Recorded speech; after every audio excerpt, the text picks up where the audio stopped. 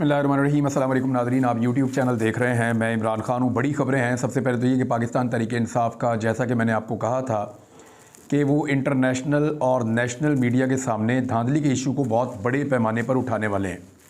ये मामला अब सुप्रीम कोर्ट में भी गया है, लेकिन पहले ये आप देखें कि पाकिस्तान तहरीक इंसाफ ने इसको किस अंदाज में उठाया। इस्लामाबाद के एक निजी होटल में तमाम पाकिस्तान तहरीक इंसाफ के उन लोगों को बुलवाया गया जो कि या तो अहम ओहदों के ऊपर तैनात हैं, या उन लोगों को बुलवाया गया जिनको धांधली के साथ इलेक्शन हरवाया गया है। तो पाकिस्तान तहरीक इंसाफ की क़यादत वहाँ पे जमा हुई, और इतने बड़े पैमाने पे प्रेस कॉन्फ्रेंस में ऐसे लोग नहीं बैठते जितने बड़े पैमाने पे यहाँ पे लोग बैठे हुए थे। तहरीक इंसाफ ने पूरे आदाद व शुमार सामने रख दिए। उन्होंने बताया कि हमें फार्म 45 के मुताबिक इंतखाबी नताइज नहीं दिए गए, फार्म 47 के साथ धांधली की गई है और वहाँ पर टेम्परिंग की गई है, गलत रिकॉर्ड मुरतब करके गलत नतीजे फ़राहम किए गए हैं। ये जनाब पाकिस्तान तहरीक इंसाफ का इल्ज़ाम है। और तहरीक इंसाफ के लोग पाकिस्तान के मुख्तलिफ़ शहरों से, यानी सिंध से, खैबर पख्तूनख्वा से, पंजाब से, बलूचिस्तान से वो वहाँ पे पहुँचे और वो अपना रिकॉर्ड लेकर पहुँचे। उन सब के पास उनके फार्म 45 भी मौजूद थे और उन्होंने भरपूर तरीके से अपना मुकदमा आलमी मीडिया के सामने और पाकिस्तानी मीडिया के सामने रखा है। तो आज का दिन जो है वो इलेक्शन कमीशन के लिए और धांधली करने वालों के लिए बड़ा सख्त दिन साबित हुआ, बड़ा मुश्किल दिन साबित हुआ, क्योंकि इस प्रेस कॉन्फ्रेंस की गूंज बहुत दूर तक सुनाई देगी और पूरी दुनिया के अंदर इसकी आवाज़ उठेगी। क्योंकि इतने बड़े पैमाने पर कभी भी उम्मीदवार इकट्ठे होकर एक साथ धांधली का दावा नहीं करते, और ये वो पार्टी है जिनका लीडर उनको मैसर नहीं है, यानी लीडरलेस पार्टी है। लीडर जो है वो जेल में है और कारकुन अपने तौर पे या पार्टी के लोग अपने तौर पे इस तरह के डिसीजंस ले रहे हैं। तो ये एक बड़ा इकट्ठ था, इसको एक बड़ी कामयाबी कहा जा सकता है, और उन्होंने अपना पूरा मौक़िफ़ सही तरीके से दुनिया के सामने रखा है।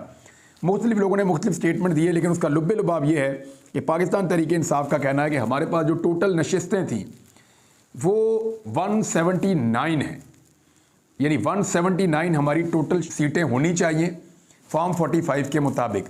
179 का आपको मतलब पता है? इसका मतलब है कि 2/3 मेजॉरिटी से भी ज़्यादा, 2/3 अक्सरियत से भी ऊपर जो है वो पाकिस्तान तहरीक इंसाफ का क्लेम है कि उनके पास अक्सरियत है कौमी असम्बली में। तो 179 सीटें वो कह रहे हैं जी हम जीते हैं, और हमारी जो सीटें छीनी गई हैं उनकी तादाद वो बता रहे हैं 85 है। 85 कौमी असम्बली की नशिस्तें पाकिस्तान तहरीक इंसाफ से छीनी गई हैं। अच्छा, 85 नशिस्तें टोटल PMLN ने ना पिछले इलेक्शन में जीती थी, ना PMLN ने इस इलेक्शन में 85 नशिस्तें जीती हैं। यानी नवाज शरीफ पूरा जोर लगा के जितना जीत पाता है ना, उससे ज़्यादा इमरान खान से छीन कर, फिर भी इमरान खान अभी सबसे बड़ी पॉलिटिकल पार्टी है पाकिस्तान की, सबसे ज़्यादा पार्लियामेंट में उनकी नुमाइंदगी है। ये है पाकिस्तान तहरीक इंसाफ की रियलिटी, और अभी तक धांधली करने के बावजूद तब्दीली नहीं आ सकी। यानी अभी तक धांधली करने के बावजूद PMLN नंबर 1 पार्टी नहीं बन सकी। इस वक्त इस प्रेस कॉन्फ्रेंस के बाद जो है वो एक और बड़ी अहम खबर है, मैं आपके साथ वो भी शेयर कर देता हूँ। और ये खबर है जी इस्लामाबाद से, सुप्रीम कोर्ट ऑफ पाकिस्तान से। खबर ये बताती है कि 8 फरवरी के जो इंतखाबात हैं उनको कलअदम करार दिया जाए। ये एक दरख्वास्त दायर की गई थी सुप्रीम कोर्ट ऑफ पाकिस्तान में, और 3 रुकनी बेंच है जो जस्टिस कादी फ़ाइज़ ईसा साहब की सरबराही में इस मुकदमे को सुनेगा। अली ख़ान नामी शहरी है जिसने ये दरख्वास्त दायर की। उसने कहा जी 8 फरवरी का इंतखाब जो है उसे कलअदम करार दें, फ़ारिग कर दें उस इंतखाब को। वजह यह है कि उसके अंदर बहुत ज़्यादा धांधली हुई है, और इस वक्त तक जो रिज़ल्ट हैं वो इस खबर के अंदर लिखे हैं, लेकिन एक्चुअली बात यह है कि 8 फरवरी का इंतखाब क्या चलता रहेगा या फ़ारिग हो जाएगा, मेरे ख़्याल में कुछ भी कहना कबल अज़ वक्त है। जो मुझे दिखाई दे रहा है वो ये है कि पाकिस्तान तहरीक इंसाफ के लोग मुख्तलिफ़ जगहों पे भागते रहेंगे, दर दर भटकते रहेंगे और कोशिश करते रहेंगे, निज़ाम के साथ टक्कर मारते रहेंगे, और एक वक्त आएगा कि उनको इंसाफ मिलना शुरू हो जाएगा।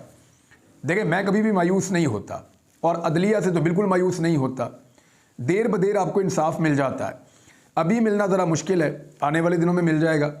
मुझे ऐसा दिखाई देता है कि ये 85 सीटें जो पाकिस्तान तहरीक इंसाफ से छीनी गई हैं, 85 सीट्स, इनमें से अगर कुछ ना भी करेंगे तो पाकिस्तान तहरीक इंसाफ को 40 से 45 सीटें मिल जानी चाहिए, और अगर वो भी उनको मिल जाती हैं तो वो सिंपल मेजॉरिटी से भी आगे निकल जाएंगे।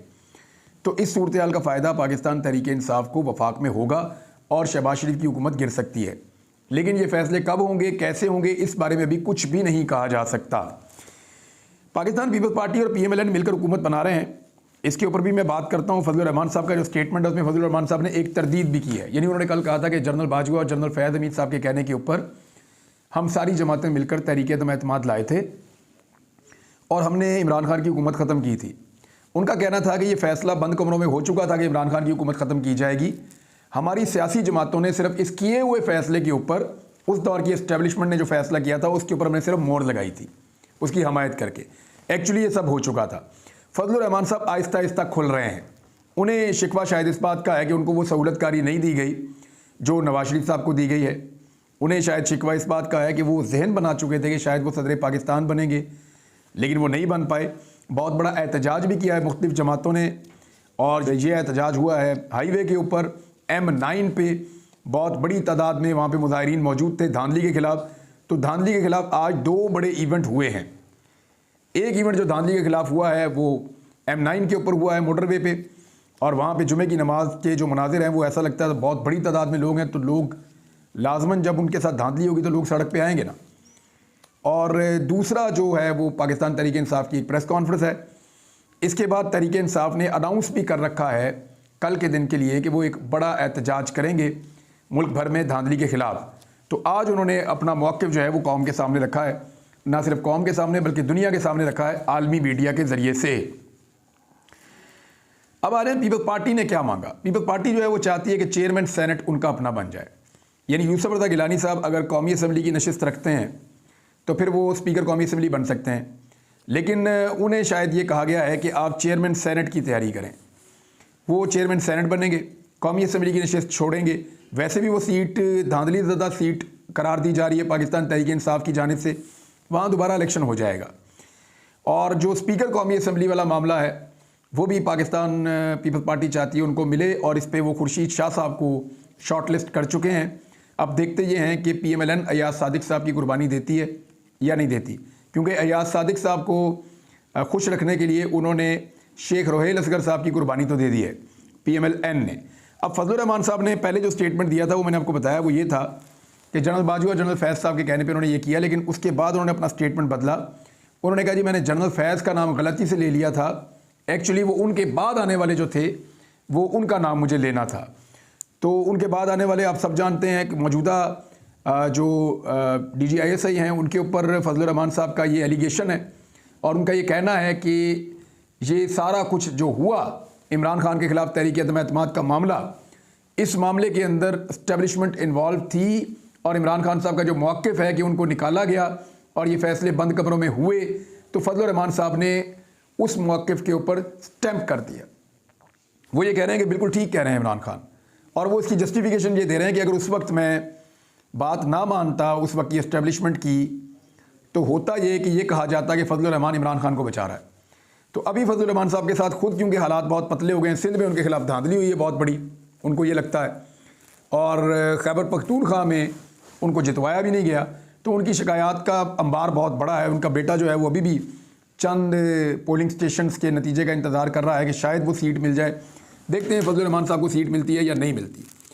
अब आ जाए कि रिबटल क्या आया है। देखिए रिबटल जो है वो कुछ सहाफ़ी हैं जो ये कह रहे हैं कि जनरल फैज़ की तवस्सुत से उनका ये कहना है कि जनरल फैज़ ने कहा कि मैं तो नहीं था, बल्कि मैं तो उस वक्त था कोर कमांडर पेशावर। तो उसके ऊपर जो है वो मौक़िफ़ आ गया फजलुर रहमान साहब का कि एक्चुअली फैज़ हमीद का नाम मेरे मुंह से निकल गया, वो उनके बाद वाले थे। लेकिन अब मलिक अहमद ख़ान साहब जो हैं, जो जनरल रिटायर बाजवा साहब के बहुत करीब थे, मैं पहले भी आपको बता चुका हूँ। मलिक अहमद ख़ान साहब जो हैं वो उस वक्त की एस्टेब्लिशमेंट की नज़र में वज़ीर आला पंजाब के लिए एक बेहतरीन उम्मीदवार भी थे, और इस हवाले से मैं बहुत सारी चीज़ें जानता हूँ मलिक अहमद ख़ान साहब के हवाले से। वक्त आने पर वो चीज़ें आपके सामने आ जाएंगी इंशाल्लाह। अभी ये है कि उन्होंने कहा कि जो स्टेटमेंट फजलुर रहमान साहब ने दिया है वो गलत है। जनरल बाजवा मना कर रहे थे कि तहरीक-ए-एतमाद ना लाएं, तो फजलुर रहमान साहब उनकी तजवीज़ मुस्तरद कर रहे थे और मना नहीं हो रहे थे। अब ये बिल्कुल 2 अलग अलग स्टेटमेंट हैं।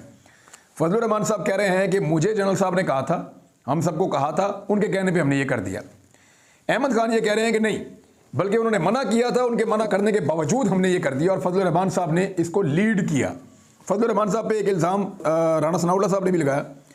उन्होंने कहा कि हमें जो फंसाया ना पिछली हुकूमत के अंदर, वो फजलुर रहमान साहब ने फंसाया।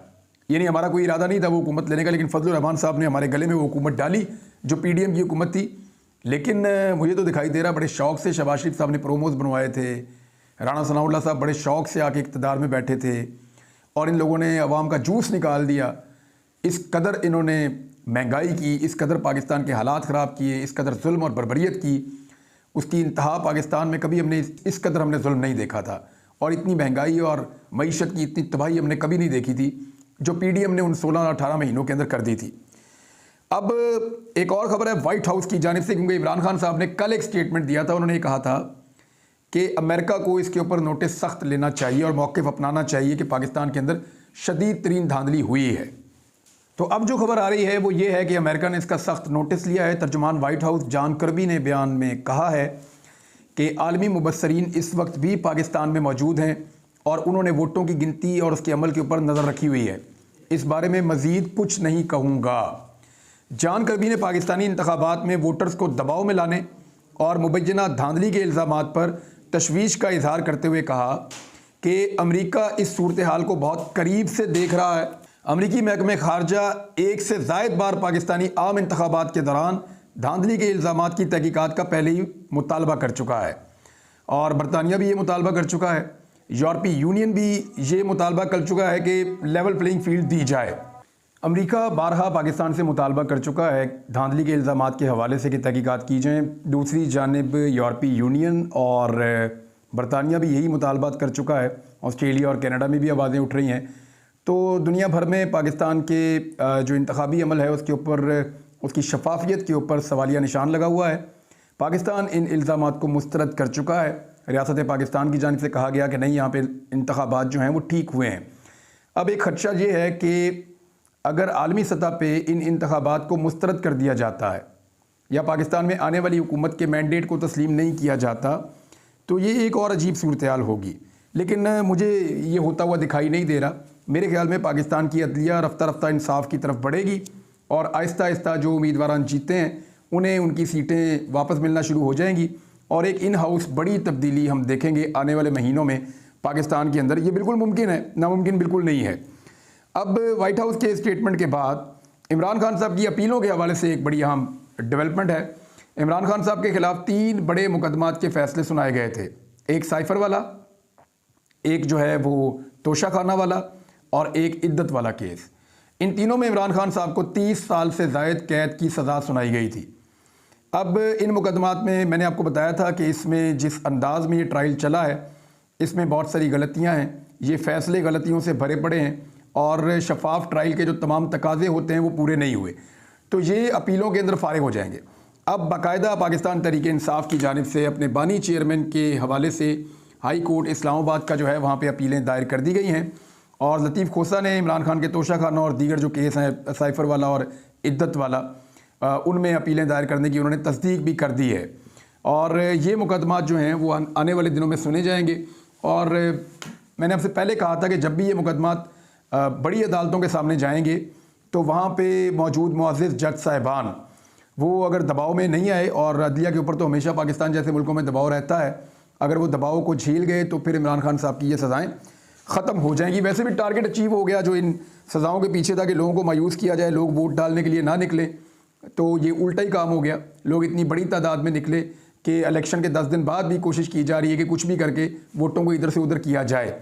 लोगों ने इतने वोट डाल दिए हैं कि अभी तक चीज़ें काबू नहीं आ रही। 2 बंदे और गायब हो गए नाज़रीन, उनकी भी मैं आपको खबर दे देता हूँ।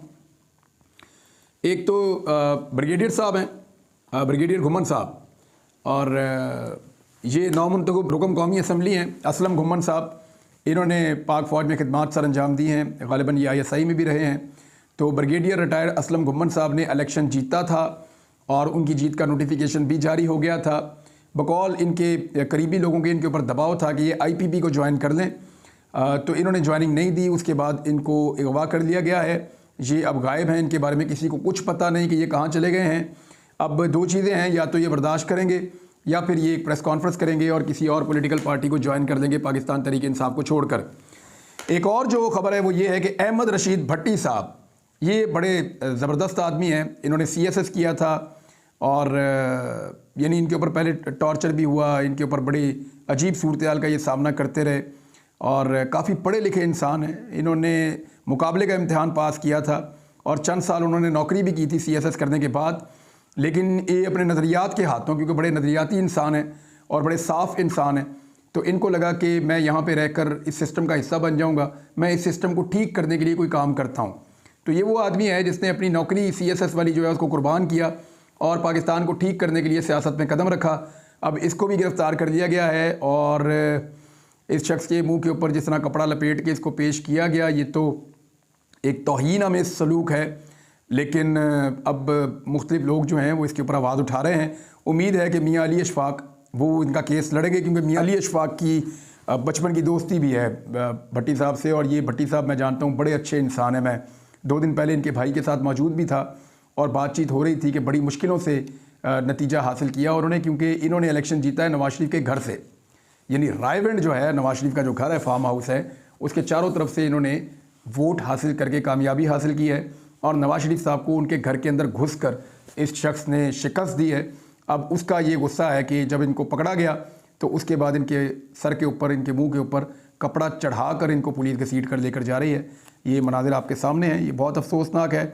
ऐसे जो इज़्ज़तदार लोग हैं और जो बेहतर लोग हैं उन लोगों के साथ बेहतर सलूक होना चाहिए। अगर किसी ने गैर कानूनी या गैर आइनी हरकत की है तो कानून के मुताबिक उसके ख़िलाफ़ कार्रवाई होनी चाहिए, और कानून से हट के कोई भी चीज़ होगी वो हमें पीछे धकेल देगी, हम आगे नहीं बढ़ेंगे उसमें। नाज़रीन, अब तक के लिए इतने। अपना ख्याल रखिएगा, अपने इस चैनल का भी। अल्लाह हाफ़िज़।